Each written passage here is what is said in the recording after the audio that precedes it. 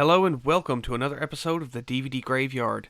Tonight we're going to be taking a look at The Return of the Living Dead from 1985, directed by the late great Dan O'Bannon, who we've spoken about Dan O'Bannon a few times on this channel, I believe, mainly in the Alien reviews. He famously would he co-wrote the original Alien along with Ronald Shusett, but of course Dan O'Bannon went on to make some great films, and this being one of his finest in my opinion.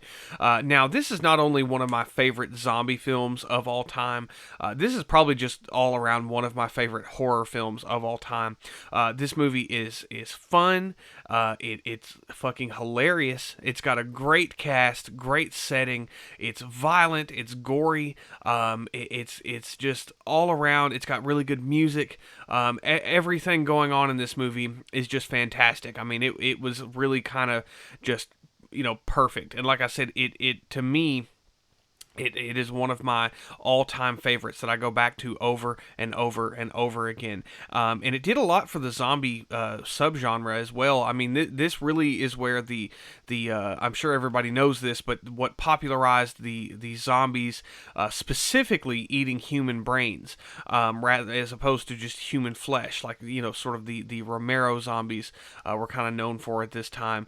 These zombies, devoured specifically brains and would wander around and they spoke too, which was another interesting thing. They would always call out for brains, and that's just something that you hear, that's super stereotypical at this point, but I mean that was kind of just a really odd kind of out there thing, for this time. I'm sure that was very different, and it also popularized the zombies in this movie are very intelligent, and they're fast, they run, they're definitely a force to be reckoned with, and they are a very, again, just sort of in this day and age, stereotypical zombies. They are corpses coming up out of the ground, and trying to eat your brains.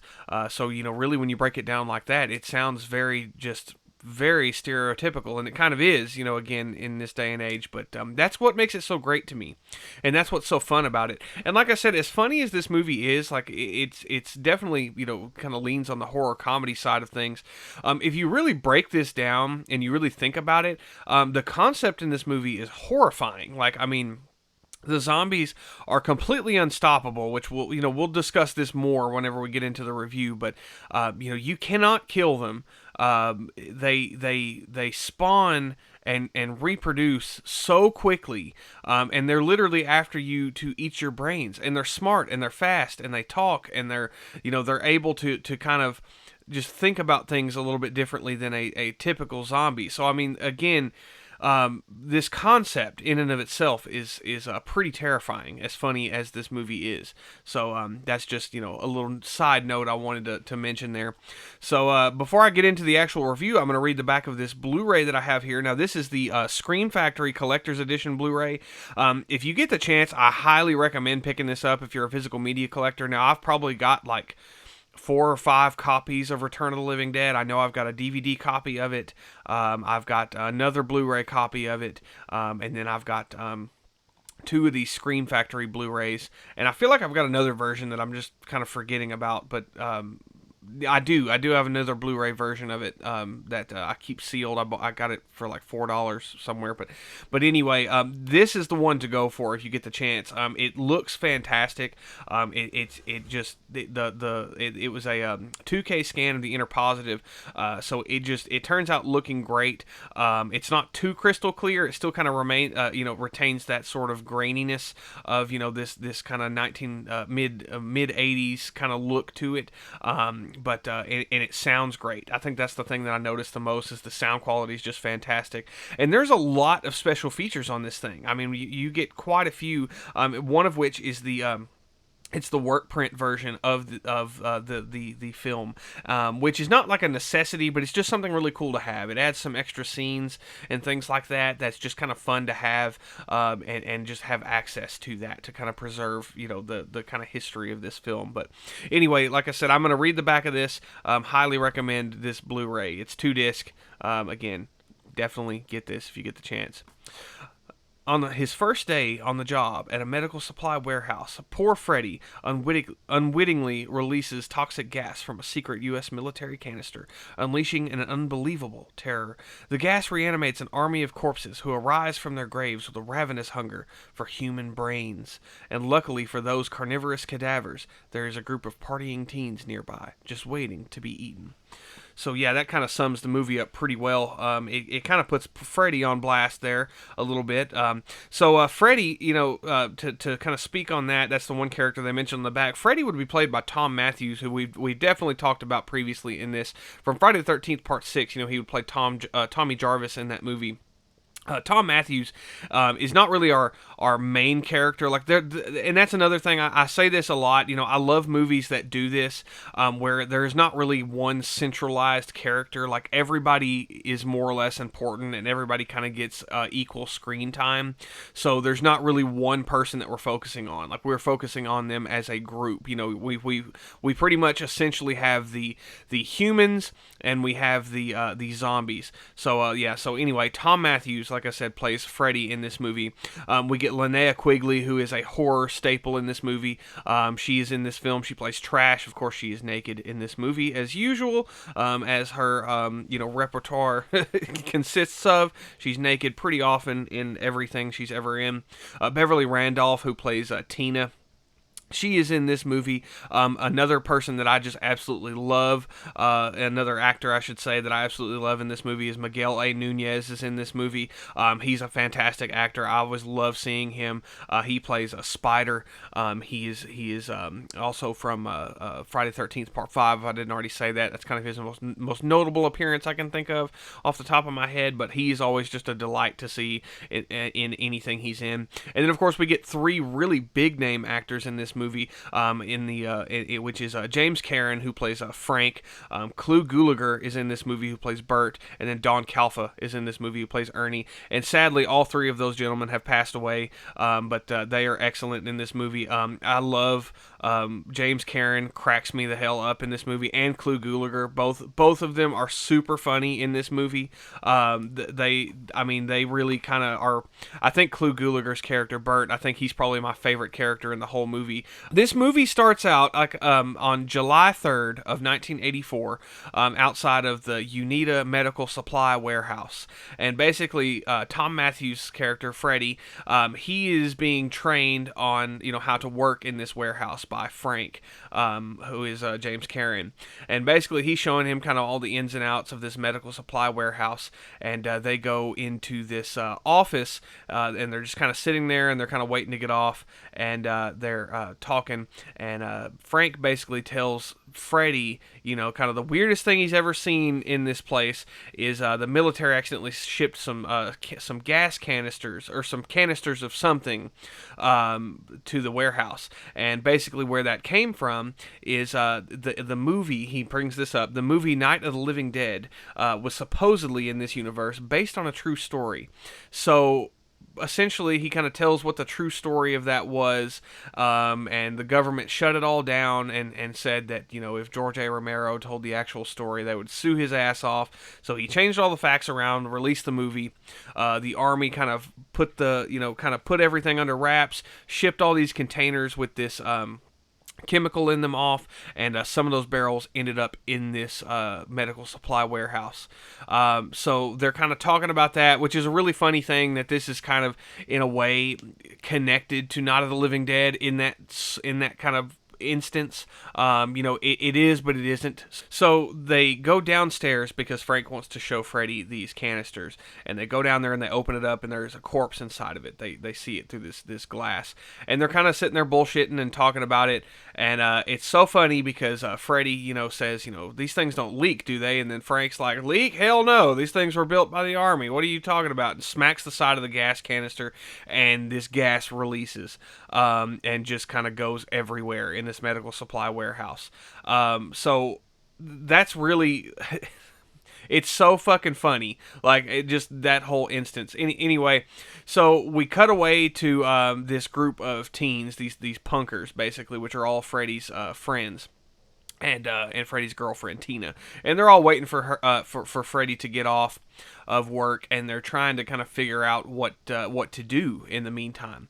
So they all head over across the street from the medical warehouse, where there is just this cemetery, and they go into this cemetery and they just kind of party and they kind of do their thing. And I love the look of this cemetery. It's so cool and creepy. Like I would love to actually go and hang out at this cemetery. It's super cool looking. It's very creepy, gothic kind of atmosphere. Everything's all overgrown, and it's very just, I love it. Like I eat that shit up.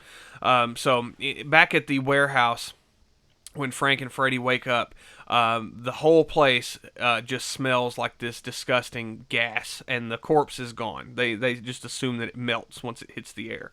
So when they go back upstairs, they find that pretty much every dead thing in the entire warehouse, from the split dogs for veterinary schools, there's butterflies that are on a tack board, and a corpse that is in the freezer that is all used for medical purposes. All of it has come back to life, and it's all freaking out. And they start losing their shit. Frank, James Karen is acting his ass off in this performance. I mean, he's just screaming, and his scream just cracks me up. The way he's just like, ah, ah, just I can't even do it justice. He's so funny. Just kind of hearing his reaction. I love his character in this movie. He cracks me the fuck up. So they're freaking out, and they're like, what do we do? And Frank's like, we're going to call the boss. So they go upstairs, and they call Bert. And Clu Gulager comes down there, and they explain to him kind of what's going on.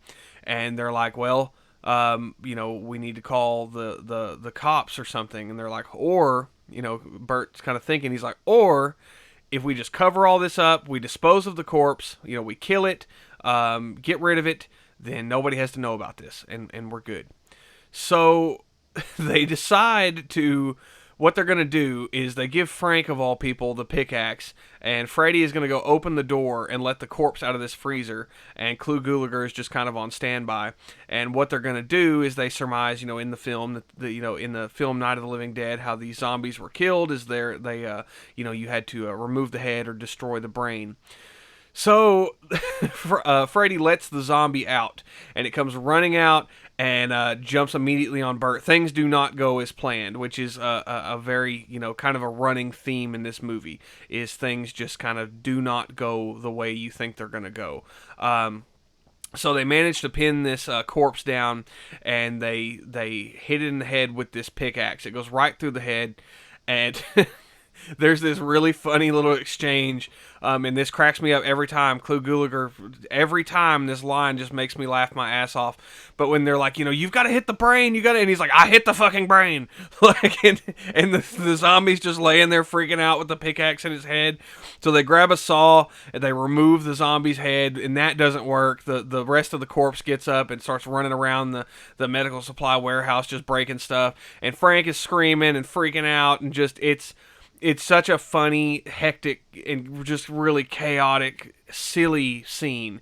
And it's fantastic. It really just, I guess, just kind of sets the tone for this movie. Like I said, it really kind of gets you, I mean, it really doesn't prepare you for anything, because again, just things do not go the way that you will expect.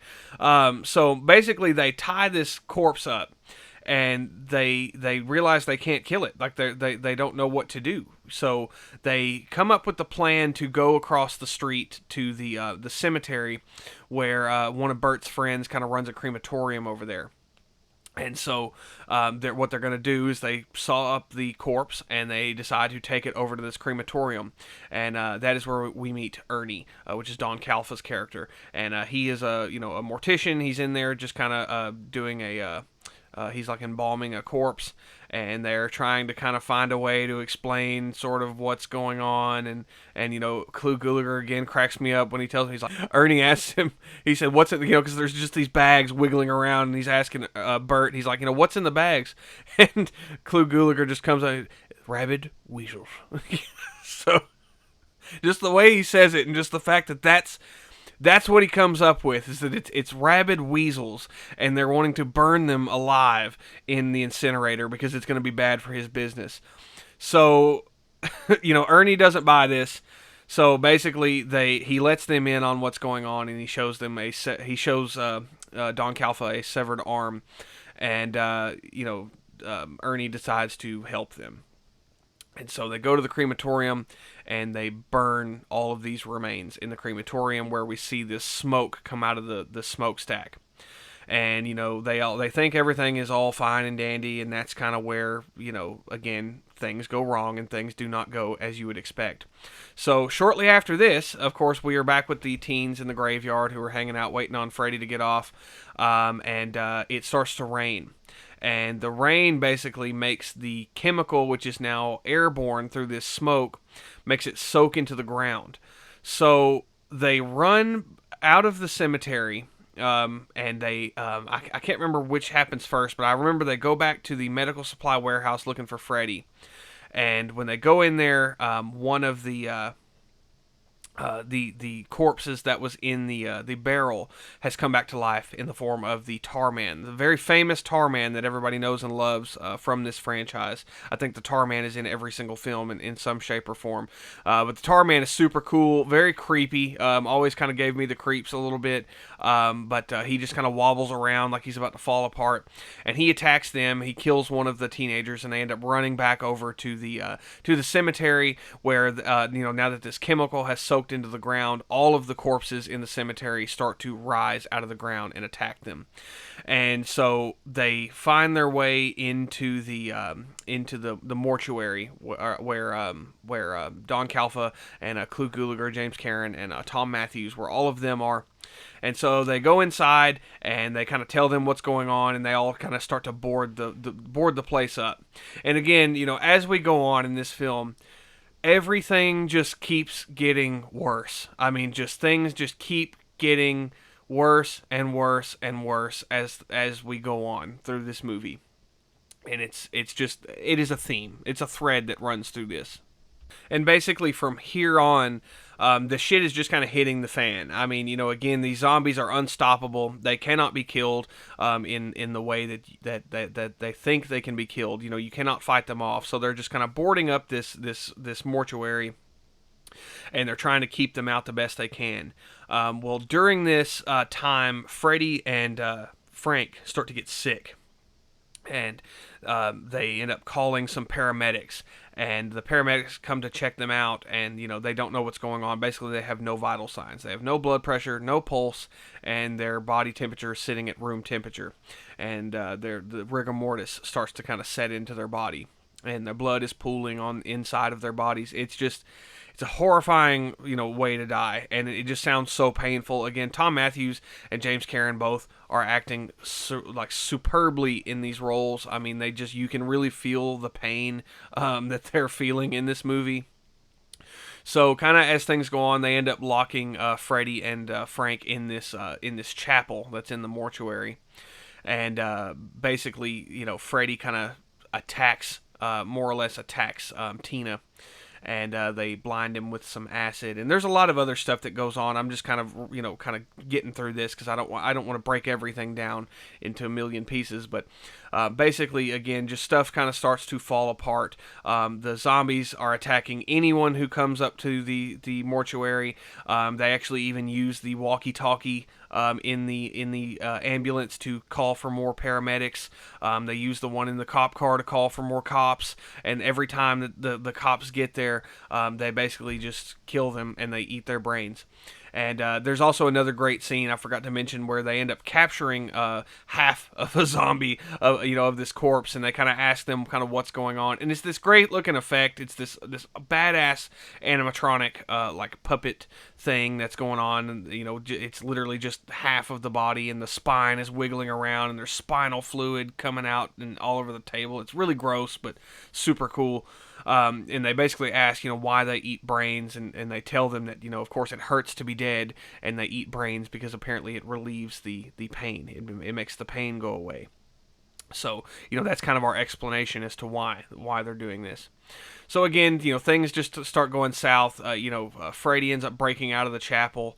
The zombies kind of start to break into the mortuary.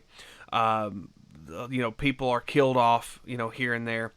And kind of what it boils down to is, Don Calfa and Tina, they kind of board themselves up in the attic of this embalming room, and Clu Gulager and Miguel A. Nunez, they get one of the cop cars and they leave to go get help.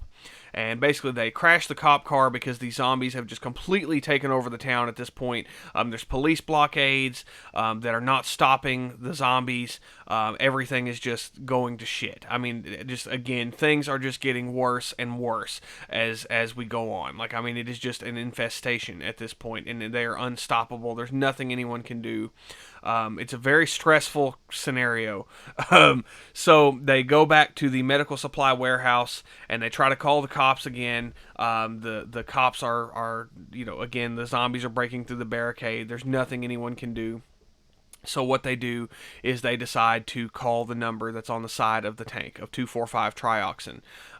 So they call this number and they basically get through this line, and they get through to this colonel that we have met earlier in the film, who's kind of been waiting on this to happen. Like, this is kind of a thing that's been on his radar for a while, that he's just waiting to hear where these lost barrels have gone.